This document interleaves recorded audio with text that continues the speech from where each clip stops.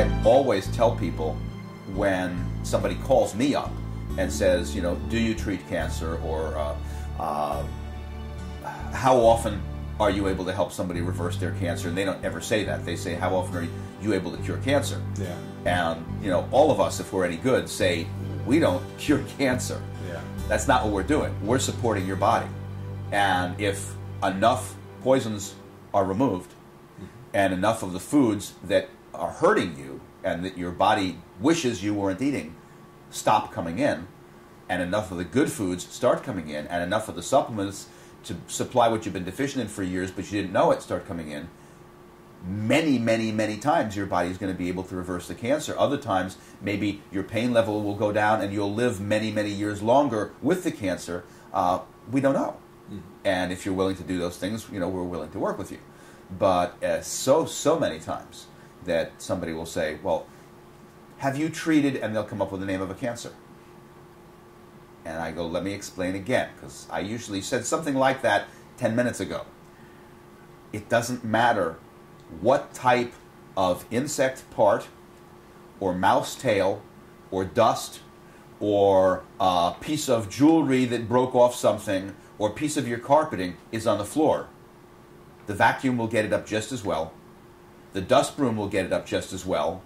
Your main broom will get it up just as well, because you're sweeping the floor. Well, in the same way, your body is going to be working against what's wrong.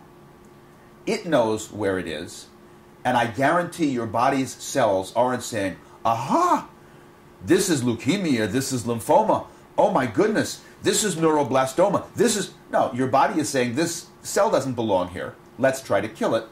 It hasn't had enough ability for all of various reasons, and so it hasn't been able to. We're going to try and give it that ability back. It doesn't care what Americans, Germans, Norwegians, or anybody else have put a name to that cell. And so we're not finding that, oh yeah, no, that type of cancer, I wouldn't know what to do. You know, it's like, I don't care what the type of cancer is. That helps the doctor because they can only prescribe things that are approved for that cancer.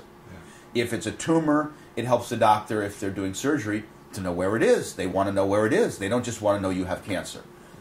But we're going to have your cells do the surgery, so to speak. They're going to try to, you know, inject hydrogen peroxide or whatever they're going to do to that particular cell, or engulf it with the macrophages, whatever they're doing. And they don't care that it's got a name. They just look at it and they say, that cell doesn't belong here. Let's try to eliminate it. So there's, you know, a lot of different little things that sometimes it's helpful to sort of knock on the person over and over again, because they still don't understand, and it's hard. We are in a culture that is based on, you get sick, you go to the doctor.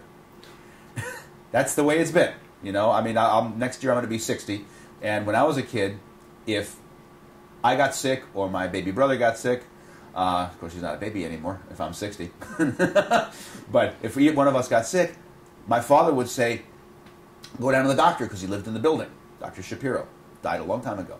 Very nice man. And my mother would say, that's the body's job. He just started having sniffles today. He just got a sore throat today. Let's see if his body can take care. If 5 days from today, or 4 days from today, or whatever number she would come up with that day, 3 days from today, it's getting worse instead of getting better, maybe we go down and see the doctor. Otherwise, that's his body's job.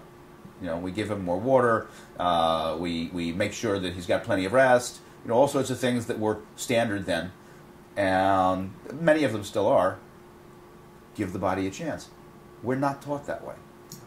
We are not taught that way. It's like, oh my goodness, my kid has a fever. Let's go to the emergency room.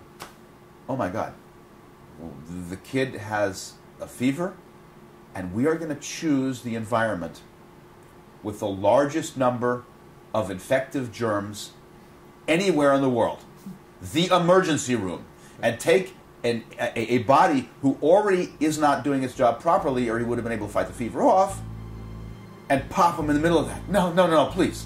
Not unless it's absolutely necessary, and that's the determination which people have to make, because I can't tell somebody else when it's necessary. They have to decide, but it's a lot less often than the public generally thinks.